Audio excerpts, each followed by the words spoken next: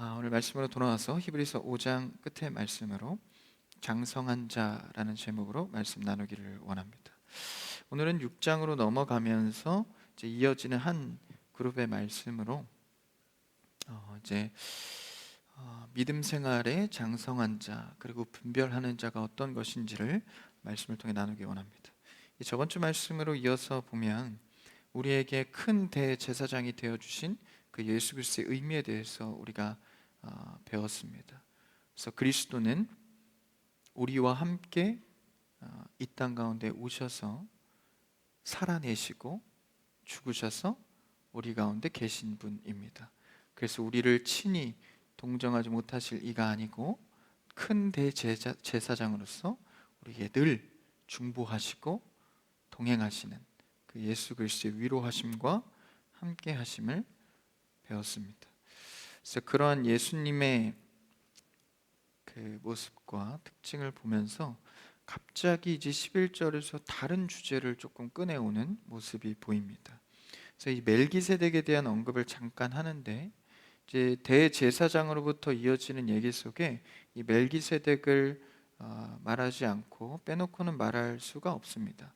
왜냐하면 멜기세덱은 이제 대제사장인데 구약에서부터 이어져 온 그 대제사장의 직무는 이제 육신적인 대대로 이어져 내려온 것이 아니라 영적인 대제사장으로서의 예수 그리스도의 예표를 나타낸 것이 바로 멜기세덱입니다.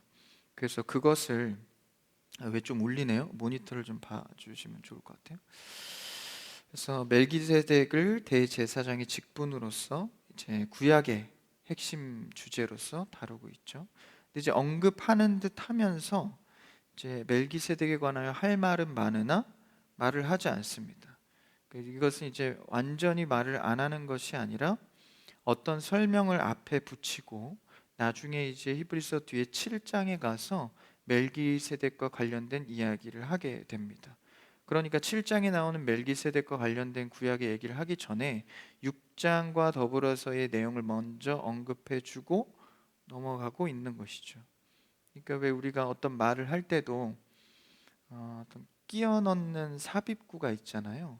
그러니까 어떤 중요한 내용을 설명하기 전에 예를 들면이라고 하거나 전에 이런 일이 있었잖아, 바로 이런 얘기야 라고 하듯이 삽입구로 넣는 6장의 내용이 나옵니다. 그래서 독자들이 내용을 감당하기가 어려워서 이제 미성숙하다고 표현할 수 있는데, 지금은 설명할 수 없다고 하면서 그들의 이 설명을 감당하지 못하는 이유에 대해서, 영적인 상태에 대해서 과감하게 설명을 하고 있습니다. 그래서 오늘 죄송합니다. 첫 절에 11절에 듣는 것이 둔하다라고 표현을 하고 있는데, 한번 첫 절을 읽어볼까요? 11절 시작.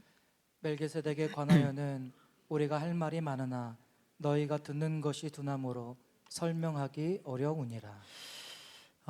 이제 그리스도와 관련된 이 우리가 배운 대제사장, 거기서 언급해야 할 것이 바로 멜기세덱인데, 이 인물에 관하여 우리가 말할 것이 많은데 너희가 듣는 것이 둔하대요. 그래서 설명하기가 어렵다라고 말합니다.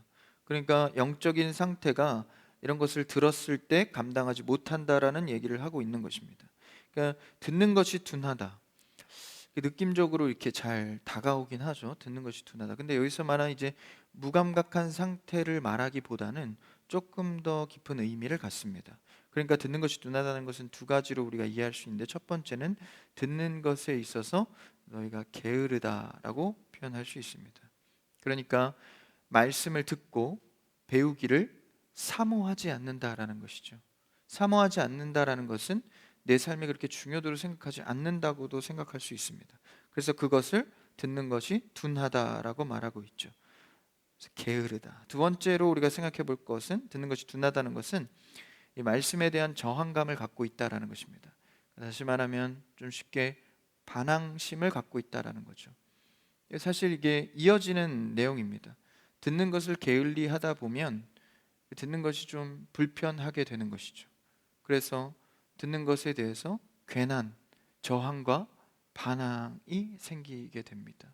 그래서 왜 우리도 어떤 이야기도 천천히 여러 가지 잘 축적해서 들으면 이해가 되지만 갑작스럽게 뭔가를 요청하거나 갑작스러운 얘기를 듣게 되면 이상하게 받아들여지기가 어려운 때가 있습니다. 그래서 보통 이런 관계가 부모와 자녀의 관계일 텐데, 이제 부모는 여러 가지 복잡한 생각과 메커니즘, 인생의 그 계산 속에서 던지는 한마디지만 그것을 받을 만한 자녀의 경험과 생각이 미치지 못하죠. 그래서 그 말을 이해할 즈음이 돼서 나중에 후회하기도 하죠. 아, 그때 부모 말 잘 들을 걸. 그래서 그런 경우가 많은 것 같아요. 근데 이게 자녀가 잘못했다기보다는 아직 미성숙하기 때문이죠. 그래서 어떤 부모는 좋은 교육을 위해 귀찮아도 일일이 설명해서 아이의 입장에서 말해주는 경우가 있죠. 근데 어떻게 다 그렇게 하겠어요? 내일은 바쁘고 나는 좀 힘든데. 그래서 툭 나가는 말이 서로에게 때로는 상처가 되고, 저도 어렸을 적에 이 말만큼은 좀 들을 걸 했던 기억들이 많이 있습니다. 그것 중에 하나가 피아노 학원을 끝까지 다닐 걸. 제가 중간에 하기 싫다 그랬거든요. 근데 감사하게 또 하기 싫다 그러니까 이렇게 또 이렇게 끊어주시더라고요. 그때는 너무 감사했는데 그때 피아노를 참 배워둘 걸, 끝까지 할 걸. 지금 이제 기타밖에 붙여서 또 아쉬움이 남아요. 그때 참 많은 부모님은 여러 가지 이런 생각도 하셨을 텐데, 미래적인 것도 보고 계셨을 텐데, 그렇죠? 어린 나이에 그런 것들이 보이지가 않습니다. 마찬가지로 오늘 듣는 것에 둔하다라고 이 과감하게 이 히브리 독자들에게 말해준 것은 너희가 듣는 것에 게으르고 사모하지도 않고 나아가 저항감을 갖고 있다라는 표현을 하고 있는 것입니다. 여러분, 우리는 말씀에 관하여서는 들리는 귀가 있기를 주님의 이름으로 축복합니다. 그래서 들려져야 하는데 그들은 둔하여 듣지 못하고 있었다라고 말하고 있습니다. 그러니까 이후에 히브리 기자가 그리스도에 대해서 더 깊게 말하는 것에 대해서 너희가 감당하지 못한다, 듣기가 둔함으로. 그래서 이 들리는 것은 매우 중요한 우리의 신앙의 큰 영역인데, 이 시편에서는 또 이걸 이렇게 표현하고 있어요. 시편 40편 6절에서 이렇게 말하는, 한번 읽어볼까요? 앞에 있습니다. 시작. 주께서 내 귀를 통하여 내게 들려주시기를 제사와 예물을 기뻐하지 아니하시며 번제와 속죄제를 요구하지 아니하신다 하신지라. 주께서 내 귀를 통하여 내게 듣게 하셨다. 그러니까 주님께서 나는 잘 듣지 못하는 자인데 내 귀에 잘 들리도록 해주셨다라는 거예요. 다시 말하면 들을 수 있는 마음과 생각을 열어주셨다라는 것입니다. 여러분, 우리는 주 앞에 말씀이 들리도록 기도하셔야 합니다. 오늘 이 밤 기도할 때 하나님의 음성과 말씀이 들려질 수 있도록 사모하는 기도하시기를 축복합니다. 그래서 이 들리는 문제는 매우 중요한데요, 우리가 단순히 그냥 소리를 듣는다 그 이상으로 내가 다 이해할 수 없고 깨달을 수 없는 영역이 보여지고 들려진다라는 것이죠. 그래서 우리가 기도할 큰 제목 가운데 하나가 바로 들리는 귀입니다. 그래서 우리가 예배 드리기 전에 설교자를 위해서도 기도하고, 또 우리의 또 삶을 위해서도 먼저 기도하고 회개 기도도 하지만, 그 전에 더 먼저 기도해야 할 것은 주님, 오늘 예배 가운데 말씀이 들리게 하여 주시옵소서. 이 기도를 꼭 하셔야 됩니다. 그래서 하나님, 나에게 열린 귀를 주시옵소서. 그래서 히브리 독자들이 이 듣는 일에 둔해져 있기 때문에 이것은 어떤 둔함이죠? 바로 영적인 둔감함입니다. 여러분, 듣는 일에 민첩한 자가 되십시오. 그래서 듣는 것에 늘 민첩해야 돼요. 예배 시간, 말씀의 시간 특히. 그래서 작정하고 한번 들어보시길 바라요. 예배 때는 준비하는 마음이 가장 중요하잖아요.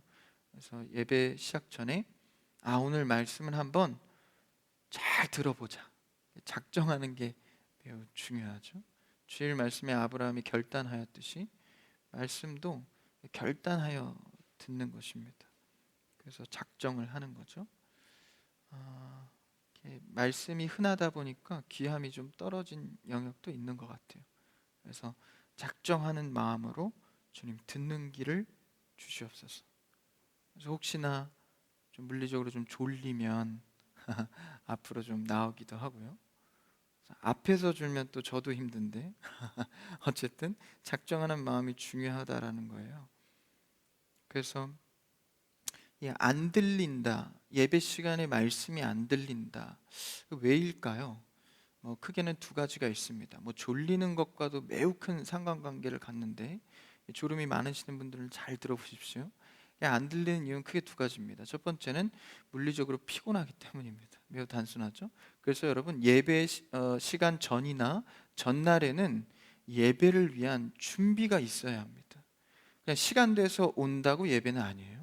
그 전에 내가 예배를 위해서 어떤 마음으로 준비하고 있는가, 하나님께서는 반드시 준비한 예배를 받으십니다. 근데 준비하지 않고 왔을 때는 말씀도 듣기가 어려운 거죠. 근데 육체적으로 여러분, 토요일 날 잠을 충분히 주무시는 여러분들 축복합니다. 그래서 예배 시간에도요, 그래야 안 졸려요. 피곤하면 당연히 졸린 거 당연하죠. 근데 두 번째 이유가 아주 중요합니다. 예배 시간에 말씀이 안 들리는 이유는 오늘 말씀의 이 내용처럼 영적으로 둔감하기 때문입니다.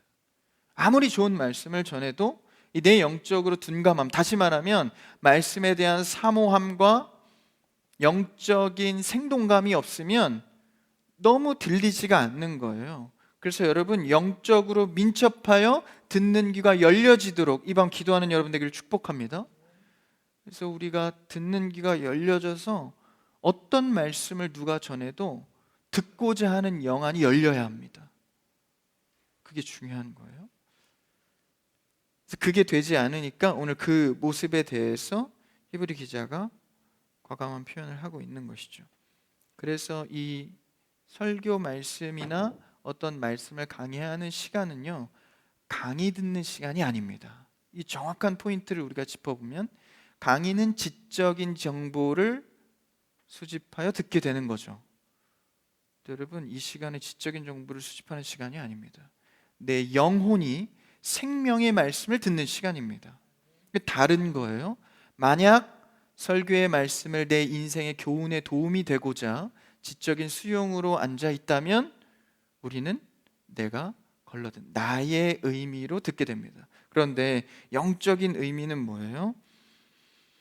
하나님 안에서의 말씀이 지적인 수용이 아니라 하나님의 말씀 그 자체로 내 영이 받는 것입니다. 그러니까 영적인 문제인 거예요.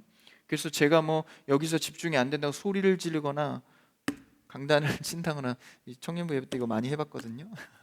안 됩니다. 그래서 또 조금 1분 있으면 또 졸립니다. 왜 그렇죠? 영적인 문제이기 때문입니다.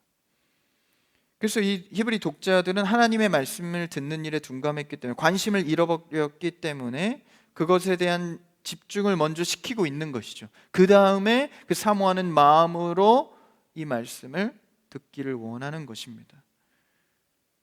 그래서 그 말씀을 듣고자 하는 그 설렘, 그것이 회복되길 바랍니다.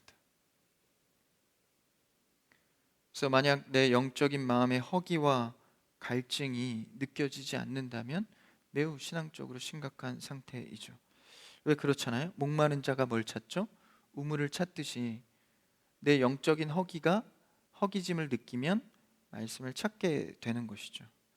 듣고자 함이 아니면 갈증도 이제 인식하지 못하는 것이죠. 그러니까 우리 왜 그런 얘기 하잖아요. 헛배 불렀다라는 얘기를 하죠. 뭔가 배는 부른 것 같은데 만족함이 없는 것이죠. 그래서 썩어 없어질 세상의 것들로 가득 채워진 상태, 이 상태로 착각을 하는 겁니다. 내 영은 채워져 있다, 그래도 만족한다. 그러나 영적인 허기를 착각하여 느끼지 못한다면 아무리 세상의 것들로 눌러 담아도 결국 또 내가 영원히 해결되지 않는 그 문제에 걸리게 된다라는 것이죠.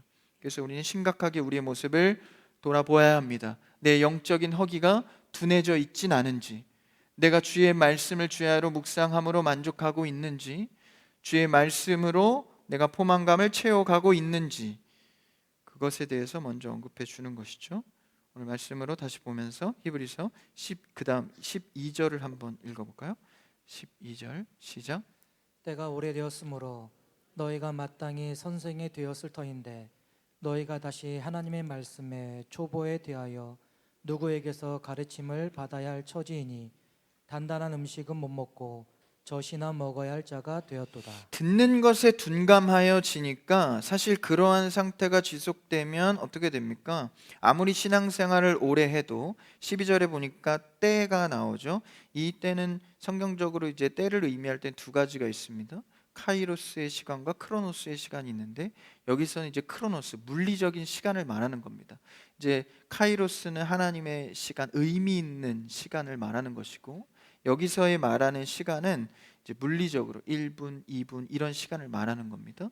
그래서 오늘 이 12절의 때는 크로노스인데 그렇다면 이 때는 신앙생활을 한 지 1년 차, 2년 차, 5년 차, 10년 차 아니 모태신앙 이렇게 때가 오래되었다라는 겁니다.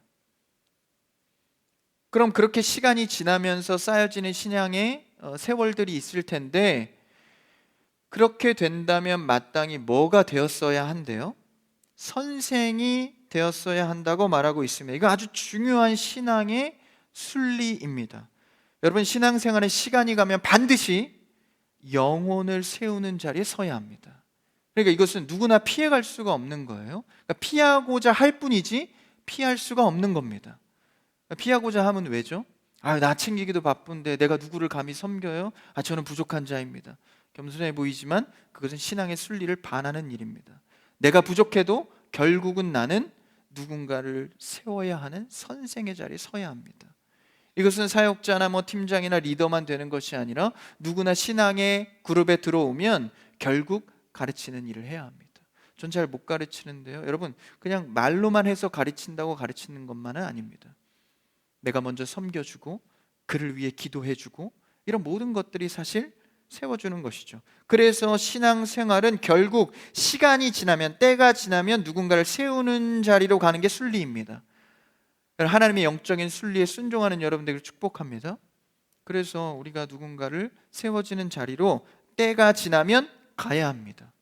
근데 여러분 누군가를 세우고 가르칠 때는 그래도 기본적으로 내가 그것을 할 수 있을 만한 축적이 되어 있어야 하는 것이죠.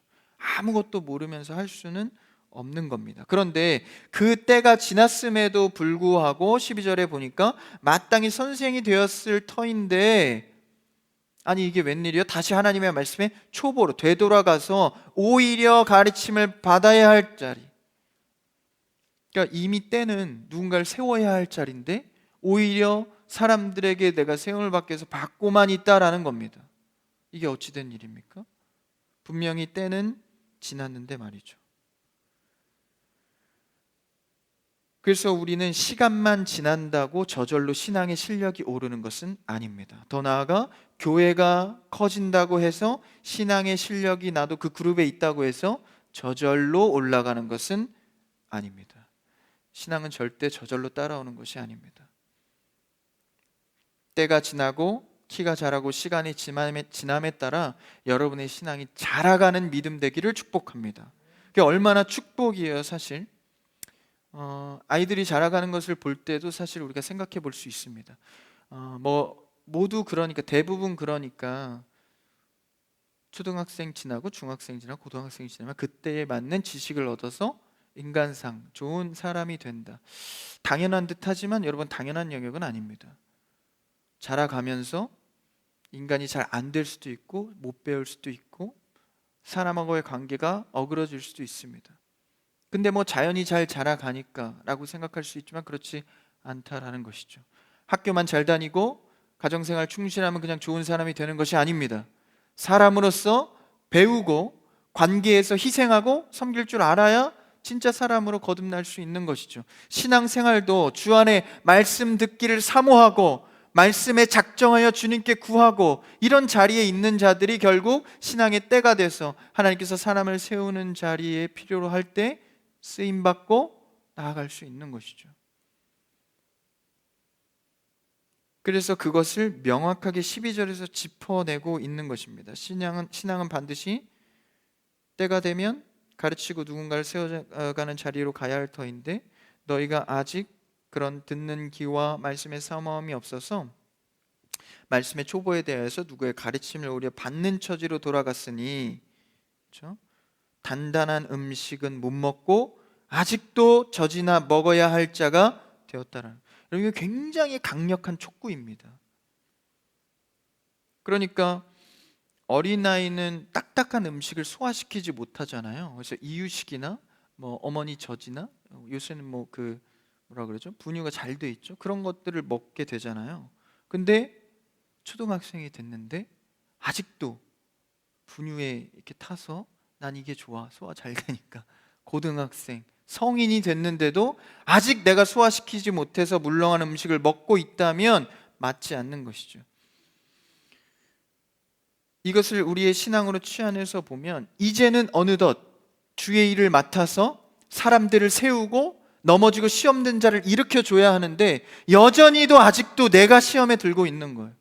조그만한 겉면에도 순종하지 못하고 내가 아직도 넘어지고 있는 겁니다.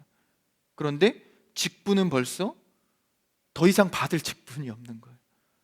집사, 안수집사, 검사, 장로, 사역자 모든 직분은 많이 내가 하고 감당하고 있지만 조그만한 시험거리에도 넘어가지 못하는 그런 모습을 보고 지금 오늘 말씀에서 이 히브리 기자가 그 모습을 짚어내고 있는 겁니다.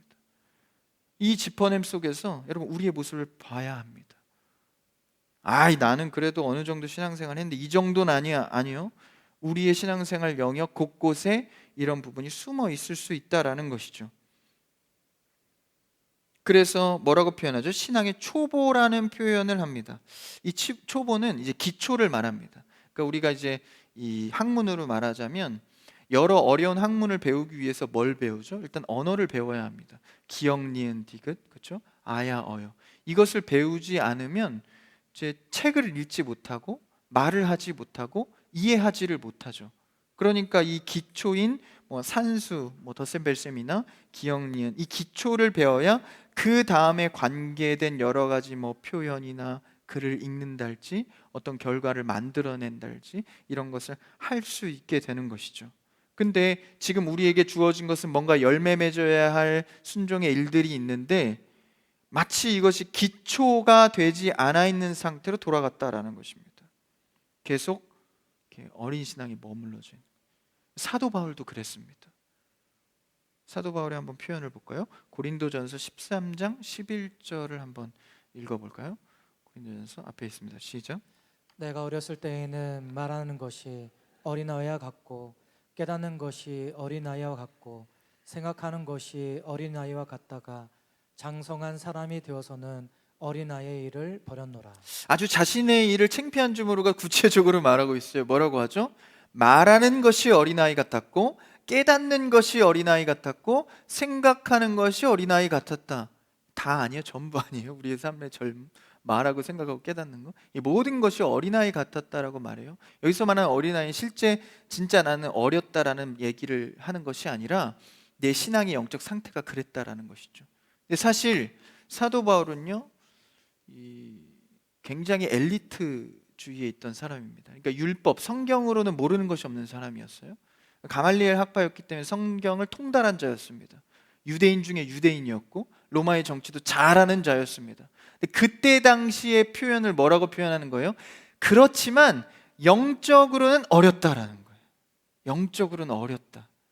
깨닫지도 못했고 그렇게 많이 아는 사람이, 말하는 것도 어렸다. 그렇게 말 잘하는 사람이, 생각하는 것도 얼마나 성숙했겠어요? 그런데도 모두 다 어렸다라고 말합니다. 심지어 사도 바울은 자신의 학식을 뭐라고 표현하죠? 배설물과 같다고 표현할 정도였습니다. 그러니까 이것이 뭐로 이런 귀가 열리고 눈이 열리게 됐죠? 사도 바울이 다메섹 도상에서 예수 그리스도를 만나게 되었을 때. 여러분, 예수 그리스도의 복음으로 자유케 하는 우리의 삶이 되기를 축복합니다. 그리스도를 만나게 되면 전에 알던 영적인 세계가 달라지는 것이죠. 이렇게 말하고 이렇게 섬기고 이 말씀은 내 삶에 이런 힘이 되는구나. 달라지게 된 것입니다. 그래서 이런 어린 신앙의 어림으로 돌아가지 않도록 너희가 복음을 듣고 유대인으로서 지금까지 오면서 듣지 못하고 알지 못했던 것이 있다라는 것을 얘기하는 것이죠. 듣는 독자들은 어땠겠어요? 야, 여태까지 나는 단단한 음식도 먹고 성장하고 성숙한 줄 알았는데 전혀 아니다라는 얘기를 듣게 된 것입니다. 그래서 말하고 생각하고 깨닫는 것에 대해서 어린 자가 되었다라는 것이죠. 어찌 보면 우리의 신앙생활 속에도 우리가 행위적인 거나 율법적인 거에 갇혀서 정말 복음의 진리가 우리를 자유케 하는 그 복음의 맛을 못 보고 있는지도 모릅니다. 마치 바울이 그리스도를 만나기 전의 인생처럼 말이죠. 그래서 이 완전히 사도 바울도 체계가 달라져서 보게 된 것처럼 우리도 예수 그리스도를 통해서 정말 우리의 삶이 완전히 인식 체계가 달라져 보기를 원하는 것이죠. 그래서 전에 듣지 못했던 말씀을 듣게 되고 사모하게 되고 전에 보지 못했던 영혼에 대한 귀함이 보여지게 되는 것이죠. 그래서 교회의 어떤 일도 전에와 다르게 보여지는, 야, 하나님의 나라를 어떻게 세워갈 것인가, 섬겨갈 것인가, 그리스도의 마음은 무엇이지, 교회의 마음은 무엇이지, 하나님의 마음은 무엇이지, 이런 것들이 달라지는 생각이 되어야 한다라는 것입니다. 보통 이제 어린 자녀로 비유를 해보면, 이제 어릴 때는 뭐를 많이 원하죠? 자기 먹고 싶은 거, 하고 싶은 거, 사고 싶은 거. 그래서 부모한테 그것만을 원하고 다른 것은 큰 관심이 있어 보이진 않습니다. 그렇다고 자녀가 잘못한 건 아니죠. 그때에 생각할 수 있는 한계가 있기 때문입니다. 근데 성인이 되고 30살, 40살, 이제는 어느덧 많은 것을 책임져야 할 나이가 됐는데 가정을 돌보지 않고 그때서도 아, 나 이거 먹고 싶어, 이거 사고 싶어, 이러고만 있다면 아직 젖을 떼지 못한 어린아이와 같다라는 것이죠. 영적인 세계도 그게 있다라는 것을 오늘 히브리 기자가 우리에게 알려주고 있는 것입니다. 그럼 내가 그것을 봐야 하겠죠. 내 자신은 지금 어느 위치에 와 있는가. 그래서 그것을 깨달을 수 있도록 말해주고 말씀을 그 뒤에 해주고 있는 것입니다.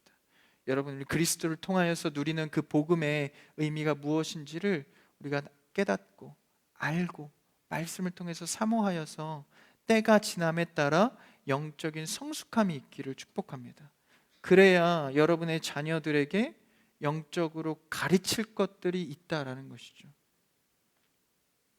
그래서 우리는 그리스도를 통해서 달라진 사도 바울처럼, 그 다음에 12절 이후에 13절을 한번 읽어볼까요? 13절 비슷한 얘기인데요. 시작.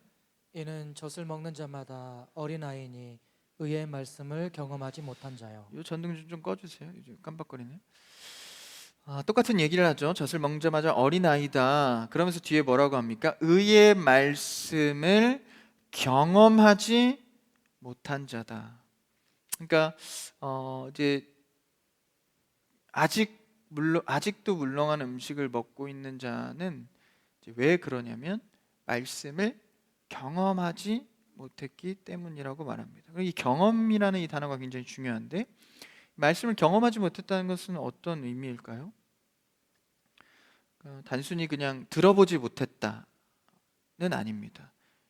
그러니까 말씀을 여기서 경험하지 못했다라는 것은 이제 아는 것을 넘어서 내가 그 말씀을 직접 실천하지 못했다라는 것이죠. 요한복음 14장 21절을 한번 읽어볼까요? 예수님이 하신 말씀인데 시작. 나의 계명을 지키는 자라야 나를 사랑하는 자니 나를 사랑하는 자는 내 아버지께 사랑을 받을 것이요 나도 그를 사랑하여 그에게 나를 나타내리라. 나의 계명을 지키는 자라야 나를 사랑하는 자다. 다시 말하면 말씀에 대한 완전한 순종과 이름은요, 지킬 때입니다. 말씀을 듣고 깨닫고 와, 이거 좋다, 내 것으로 받아들여야지로 끝나는 게 아니라 말씀이 실현되어서 실천했을 때까지를 말하는 거죠. 그걸 오늘 말씀으로 이제 히브리서에 돌아오면 경험이라고 표현하는 것입니다. 경험하지 못했다. 우리 그런 순간들 많죠. 또 예배 시간에 특히 설교를 듣다 보면 아, 이렇게 살아야 하는구나, 참 이런 게 옳겠다, 이게 좋겠다라고 결단하고 은혜는 받고 마음속에 품지만 막상 내 삶에서 잘 생각이 나지 않습니다. 막상 내 삶에서 이겨내기가 쉽지 않다라는 것이죠. 만약에 그것을 쉽지 않다고 해서 저버려 놓는다면, 듣는 것만, 실제 귀로 듣는 것만 좋아해서 그냥 지적인 수준으로 수용만 하고 있다면 경험하지 못한 자라고 표현하고 있는 것입니다. 여러분, 저는 여러분에게 강력하게 축복합니다. 말씀을 듣고 경험하는 여러분 되기를 축복합니다. 잘 안 돼도 여러분이 우리가 경험할 때 그것이 실제 말씀이 살아 움직여 우리의 심령과 골수를 찔러 쪼개기까지 하는 것이 이루어질 수 있는 것이죠. 이것은요, 사실 무엇과 연관이 되겠습니까? 바로 사랑입니다. 아까 요한복음에서도 말했듯이 지키는 자라야 사랑하는 자다라고 말하고 있죠. 그래서 여러분, 사랑하면 그의 말씀을 듣고 지키고 싶습니다. 그렇죠? 그를 너무 사랑하면 그의 관심이 무엇이고 그가 뭐를 좋아하고 뭐를 싫어하는지 듣게 되는 거예요. 보통 이런 사랑을 비유하건대 이성적 사랑을 많이 비유하죠. 부부의 사랑이나 연인의 사랑 속에서 사실 사랑은 자꾸 듣고 싶은 겁니다. 들어주고 싶고 해주고 싶은 것이죠. 그래서 그 사랑의 관계가 잘 유지되고 이어지려면 잘 듣고 실천해야 합니다. 그래서 이게 개인적인 생각을 좀 덧붙이자면, 저는 이런 이성적인 사랑이 잘 유지되려면 좋아하는 것을 잘 해주기보다 싫어하는 것을 안 하는 게 가장 유지의 비결이라고 생각해요. 그래서 영적으로도요, 하나님께서 원하시는 것들 많고 하지 말라는 것 많은데, 일단 첫 번째 우리가 해야 할 것은 주님이 싫어하는 것 안 하는 게 우선입니다. 뭐 주님, 내가 이걸 거창하게 이렇게 할게요, 저렇게 할게요, 많은 결단보다 주님, 내가 주님께서 원하지 않는 것을 하지 않겠습니다. 뭐 이것은 비단 제 얘기가 아니라 아담과 하와 때로 올라가면 명확히 드러납니다. 하나님께서 우리에게 가장 먼저 요구하신 율법은 뭐죠? 선악과를 먹지 않는 일입니다. 사실 그것은 굉장히 수동적인 일이에요. 그러니까 뭔가를 열심히 해야 하나님께 인정을 받는 게 아니라 아무것도 안 하면 하나님이 인정해 주는 겁니다. 그러니까 선악과를 먹지 않은 그 상태로 그대로 가만히 있으면 하나님과 상태가 괜찮은 거예요. 굳이 가서 하지 말라는 거 먹은 게 누구예요? 바로 우리입니다. 바로 나입니다. 그러니까 나는 하나님 앞에 뭔가를 하지 말라는 것을 더 하는 쪽이 많은 사람입니다. 그래서 때로는요, 무슨 일이 터지고 뭐 여러분 가정이나 직장이나 또 교회 안에서 어떤 공동체에서 무슨 일이 터질 때 사실은 먼저 가만히 기도하는 자들의 역할이 많이 필요합니다. 막 이렇게 해야 돼, 저렇게 해야 돼, 저건 잘 됐어, 잘못, 그거보다 여러분 가만히 있는 일이 더 중요합니다. 그리고 뭘 듣죠? 가만히 있으면 조용해지거든요. 주의 음성을 그 다음 듣는 겁니다. 그래서 우리의 신앙의 원리는 주님께서 싫어하는 것을 하지 않는 것, 멈춰 있는 것이 우선입니다. 그래서 우리가 하나님의 말씀을 경험하지 못하였다, 실천하지 않았다, 좋아하는 것을 행하지 않았고 싫어하는 것을 멈추지 않았다라는 것이죠. 사랑하는 자의 가르침을 여러분 사모하여 듣는 여러분 되기를 축복합니다. 그래서 이런 실천은, 경험은 말씀을 지켜 행하는 것이다 라고 말하는 것이죠. 그래서 13절에 오늘 말씀을 돌아와서 젖을 먹는 자마다 어린 아이니 의의 말씀을 경험하지 못했다라고 말합니다. 그래서 우리가 들은 말씀이 정말 마음의 결단으로 새겨지고 오늘 이 밤에도 기도하신다면 여러분들이 실천하려고 애를 써야 돼요. 근데 이제 또 살다 보면 이 말씀이 또 까먹잖아요. 저번 주 말씀 제목 생각나시나요? 까먹는단 말이죠.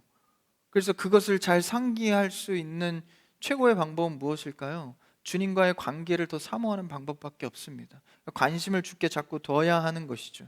삶으로 말씀을 녹여내기 위해선 주님과의 관계, 주님을 더 간절히 사모하고 주님과의 관계가 더 애절해야 합니다.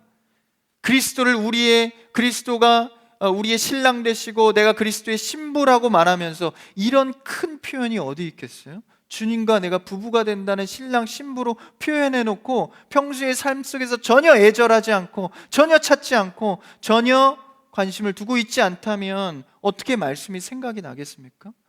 듣고 그만이게 되겠죠. 그러니까 우리는 반드시 주를 더 애절하게 생각해야 합니다. 나의 삶에 주님의 어떤 의미이고 오늘도 내 살아감을 통하여서 주님께 어떤 영광이 될 수 있을까? 그 애절함 속에 내 마음의 말씀은 잊혀지지 않는 것이죠. 주님과 애절한 관계가 되기를 축복합니다. 그래서 그 애증의 관계로서 주의 말씀을 자꾸 마음에 새기는 것이죠. 사랑하면, 좋아하면 굳이 내가 노력하지 않아도 사실 마음에 새겨지게 됩니다. 그래서 나아가 이렇게 말씀을 실천하고 경험한 자들은 사실 어떻게 되죠? 14절을 읽어볼까요? 14절 시작. 단단한 음식은 장성한 자의 것이니 그들은 지각을 사용함으로 연단을 받아 선악을 분별하는 자들이니라. 이제 앞의 내용을 좀 정리할 수 있는 말씀입니다. 그러니까 단단한 음식을 먹을 수 있는, 그러니까 때가 지남에 따라 영적으로 잘 자란 사람, 뭐라고 표현했죠? 오늘 말씀 제목처럼 장성한 자다. 그러니까 단단한 음식을 먹을 수 있는 이런 장성한 자는 그들의 지각을 사용할 수 있대요. 그러니까 잘 자라간 사람은 그 쌓여진 게 사용이 된다라는 거예요.